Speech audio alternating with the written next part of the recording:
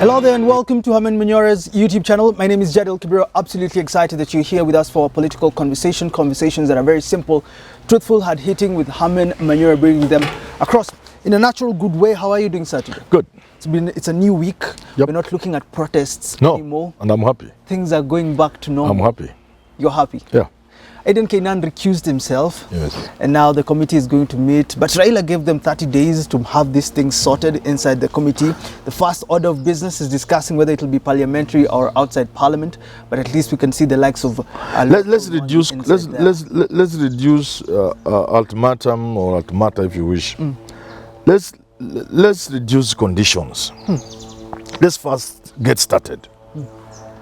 K9 is finally, you can say, seen the light, but I'm sure that was just a game. It is in the light. It was just a game. Yeah. Kenya Kwanza would want to buy time. Okay. And they threw the K9 card, knowing well that Azimio will swallow the bait. Raise dust, noise about it for 2 weeks, and then they withdraw. So I want to ask Kenya Kwanza, these are games we can see. Stop them. Stop them. Because next will be something else. Again, noise, another two. They just want to buy time. So this K9, they did it deliberately, knowing it will take like 2-3 weeks. And it has done that. Now it will be another thing. Yeah. They should stop. These are games we are seeing through. I'm asking now about the role of the likes of Paul Mwangi, the lawyers. Both sides have given some lawyers. They are beginning to, even both sides are beginning to see this thing. You can't leave it to Parliament.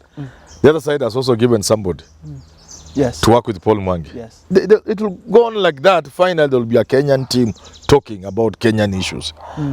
But what Kenya Kwanza would want to do is to drain the other side. Tire them. Until, if they were to call Maandamano, nobody will turn out.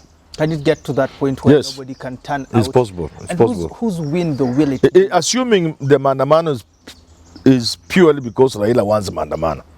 You know, there could be Maandamano without Raila. Self-generating Maandamano. But I'm saying the Raila one. And it's very simple.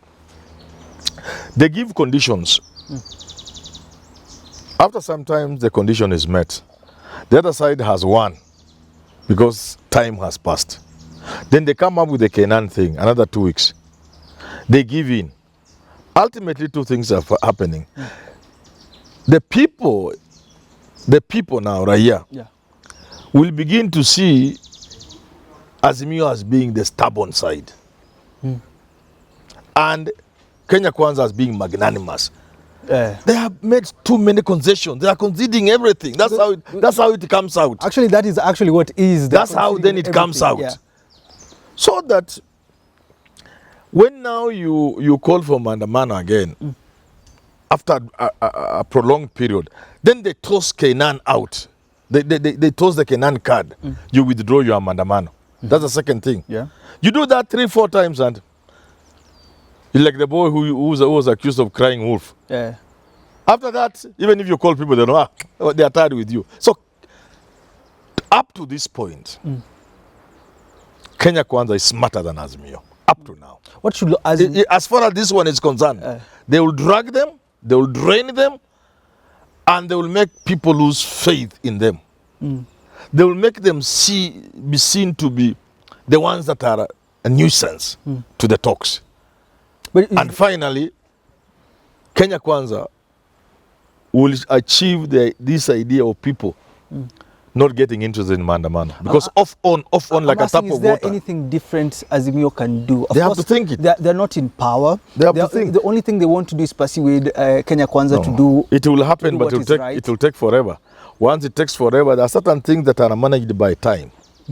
Many of the things we think we have solved in life, we never solved. Eventualities. Things get overtaken by time. Things get sorted out by time. Happenings, chance, things happen. And finally, what was a big issue is no longer a big issue. Kenyans have harvested.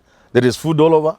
Rains have been good harvest. Now, the food thing may not be as as serious it was 2 months ago. I'm saying. So this is how life works. I'm asking in terms of, I think it is up to Kenya Kwanza to give in to Azimio's demand, and that is what they're doing. You're saying they're dragging. Yes. Do you think this is actually what is supposed to happen if Kenya Kwanza is being magnanimous, generous, and is actually taking They are not care being of the lives generous. of people? They are being cheeky. They are being clever. And the other side is being reactionary. They should tip and become proactive. But that's not what I want. What I want are these Kenyans to sit down as Kenyans and talk. Nobody's too clever. I can see the tricks of Kenya Kwanza. So how clever are they if I can see through? Are they really tricks? Or These are tricks of buying time. You think they put Kenan there thinking he will be a member of the team? They put him there to buy time. Then, predictably, Azimio will react to that. They went to Parliament, remember, purporting to want to sort out, to set up the committee. Unilaterally, without reference to anybody else.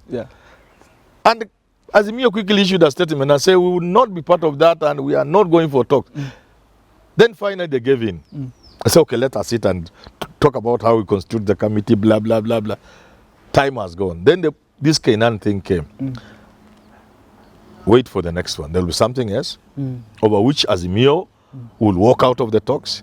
After a week or so, it will be sorted out, and so on and so on. On and on and on, and finally this thing will fizzle out. When we listen to Rigathi Gachagua, I think it's yesterday, he was speaking about handshake once again, speaking about power sharing once again. Is this a kind of tongue, the kind of language, or is this the normal kind of conversations when we have this kind of dialogues? You see what I've said is this. Parts of the country. I've said this to both sides. We need our country. We need this country. We must do everything to have our country and move forward. If there's a chance that we want to talk, that's the wrong time to have a loose tongue.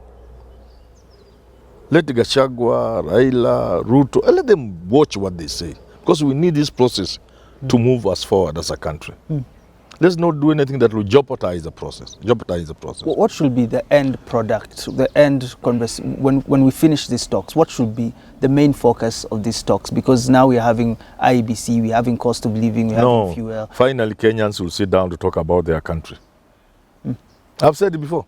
Whether anybody likes it or not, whether Ruto likes it or not, whether Gachagua likes it or not, whether Raila likes it or not, whether they know it or not, Kenyans will eventually sit down to talk about their country. And the product of that conversation will be a national charter that will just address one question. How come we've gotten it so wrong since independence? How? How have we gotten these things so wrong? You know, Raila and Uhuru got it. The idea of the handshake. That idea that we've gotten it wrong since independence. And we have the chance to right the wrong. We know where we went wrong. We must answer and ask ourselves, since we know, what are we doing about it? We must address our politics. Unless you write the politics of this country, until such a time you get your politics right, you get nothing else right. This country, unknown to many people, this country is the envy of many countries. And this country has everything it needs to take off. If we get our politics right today, 5 years from now, you will not believe this is Kenya. Is it a question of politics or the independence of the institutions that are supposed to serve? All those things, once you get the politics right, IBC, election, all those things will be sorted out. Because theft, corruption, everything will be sorted out. But get the political question right. I want to know. The politics has a bearing on everything. This is not necessarily the demand from Raila's side about the politics. It's all about the independence of IEBC, looking at IEBC. You see, that's what I'm saying. They are dealing with the micro. But in the fullness of time, allow me again, in the fullness of time, two things will happen. One, people will sit down and talk. Two, the macro question, the big question will be addressed, under which IEBC falls, will fall under the bigger question, the political question. The economy will fall under the big corruption. You see, tribalism All these things are related to our politics. Once you get the politics right, we will be able to deal with tribalism, with corruption, with the economy, with the elections. All of them are related. So you're saying, if I had time, I could tell you how each of them go back and relate to politics. I'm saying, so you mean if we have these talks, yes, and this is not featured, the macro part of it, it will be a waste there's of time. no need for this. There will not be the talks. Talks will still come. Talks will come, finally. The question is, after how long? But the bigger question is, what shall we have gone through before you get the talks? Many times people talk after a lot of fighting, after a lot of mayhem, after a lot of pain and suffering. Then people sit down and talk. So I'm saying it is possible we can talk without waiting for us to go through what people go through in order to sit down and talk. I want to know. You know the United Nations? Yes. Before it was the League of Nations. Yeah. All this come after war. People could have talked before. But they want millions of people to die, then you sit down and talk. I want to know, when Raila called ceasefire the first time, you Yes. told me people are not happy. They're Yes. not really, some people are annoyed. If you're called by an international media and asked, what is the mood now in Kenya? Now, What is the mood? they keep calling me. It's better than it was at that time I was running the hashtag, Kenya is too good to go down. It's certainly better. There's more certainty. There is hope for tomorrow. When you go to sleep, you know you'll wake up, the country is still there. The way we were going, you'll wake up and find there's no country. Yeah. Losing a country, do you think it's very difficult? You've said that as much. It ain't. Many times. Yeah. It's not difficult to lose a country. There are many foolish people who think it's difficult.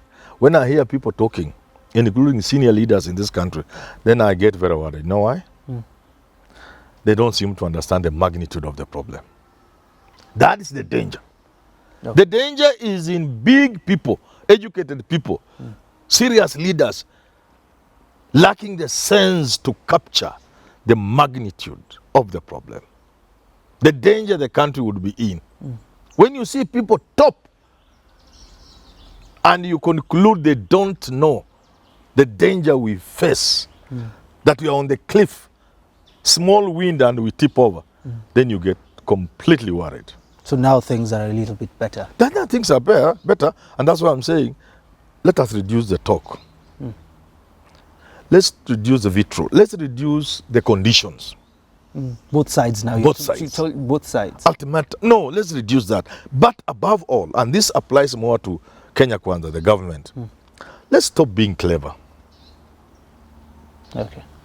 Let's stop thinking you are clever. They can't be clever. These games I'm seeing them, these are kindergarten games they are engaged in. They won the elections, so... No, I'm not saying they didn't win elections. Clever. I'm not saying they didn't win elections or they won.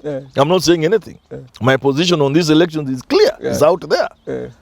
But Ruto is the president. Yes. That's not what I'm saying. I'm saying the games they are playing to me are kindergarten games. Okay. And yet they think they are being clever. That's what I want them to avoid. I just want them to sit down with their Kenyan brothers and sisters and let us hear they have differed over issues when they are talking. That's understandable.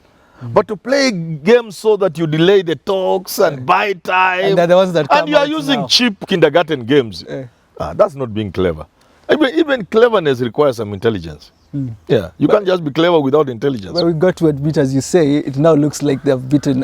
Of course, and I added the word for now. For now. Up to now. Okay. Up to Now. And it's not about Azimio. Neither is it about Kenya Kwanza. It's about this country and the people of this country. And that's why no side should try to be clever. Because it's not about your opponent Raila or your opponent Ruto. Yeah. It's about this country and the people of this country. Okay. Yeah. We'll wrap it up with that. Thank you so much for tuning in into a political conversation. We do appreciate you for supporting us with your M-Pesa donations, people that keep on sharing and subscribing to this channel. We don't take it for granted. Until we do talk again, have yourself a lovely rest of your day.